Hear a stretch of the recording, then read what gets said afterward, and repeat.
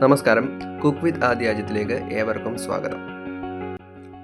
ഇന്ന് നമ്മൾ തയ്യാറാക്കാൻ പോകുന്നത് ഒരു നാടൻ മുട്ടക്കറിയാണ്. അതിനായി ഒരു 5 മുട്ട തിളയ്ക്കാൻ വെക്കുക. അടച്ചു വെച്ച് തിളപ്പിച്ചതിന് ശേഷം തിള വരുമ്പോൾ ഒരല്പം ഉപ്പ് ചേർത്ത് വീണ്ടും തിളപ്പിച്ച് ഒരു 12 മിനിറ്റ് തിളച്ചതിന് ശേഷം മുട്ടകൾ ഓരോന്നായി തണുത്ത ഒരു വെള്ളത്തിലേക്ക് മാറ്റുക.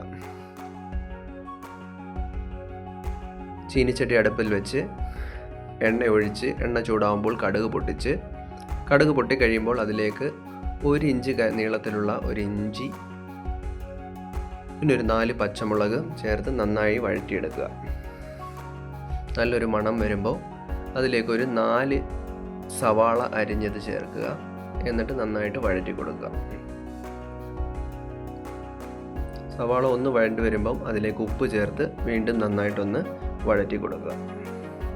ഒന്ന് മൂത്ത് വന്നതിന് ശേഷം മഞ്ഞൾപ്പൊടി 1/2 ടീസ്പൂൺ, മല്ലിപ്പൊടി 4 ടീസ്പൂൺ, മുളക് പൊടി 2 ടീസ്പൂൺ, 1 ടീസ്പൂൺ ഗരം മസാല എന്നിവ ചേർത്ത് നന്നായി ഇളക്കി കൊടുക്കുക.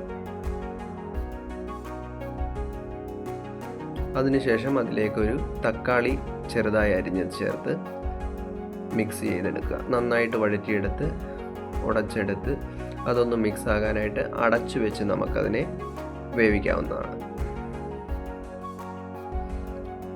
ഒരു 3 മിനിറ്റ് നേരം അടച്ചതിന് ശേഷം തക്കാളിയെല്ലാം നന്നായി ഒന്ന് വഴണ്ടതിന് ശേഷം അതിലേക്ക് നമ്മളൊരല്പം ചൂടുവെള്ളം ഒഴിച്ചു കൊടുക്കുക.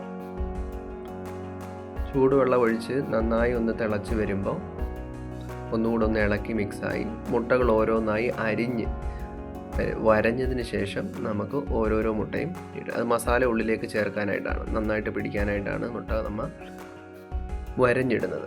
അതിനുശേഷം മസാലയെല്ലാം അതിൻ്റെ മുകളിൽ പറ്റി പിടിക്കുന്ന രീതിയിൽ മുട്ടയിൽ മൂടുന്ന രീതിയിൽ ഒന്ന് പൊത്തി കൊടുക്കുക. പിന്നെ വേണമെങ്കിൽ ഒരല്പം മധുരം പഞ്ചസാര ചേർത്ത് കൊടുക്കാം. അത് ആവശ്യമുണ്ടെങ്കിൽ മാത്രം. ഒരു മുട്ടയ്ക്കൊരു ചെറിയ മധുരം ലഭിക്കാനായിട്ടാണ്, കടകളിലൊക്കെ കിട്ടുന്ന രീതിയിലുള്ള ഒരു മുട്ട കറി ലഭിക്കാനായിട്ടാണത്. അതിനുശേഷം നല്ലൊരു സെർവിങ് ബൗളിലേക്ക് ഓരോന്നായിട്ട് മുട്ടക്കറി മാറ്റിയെടുക്കുക.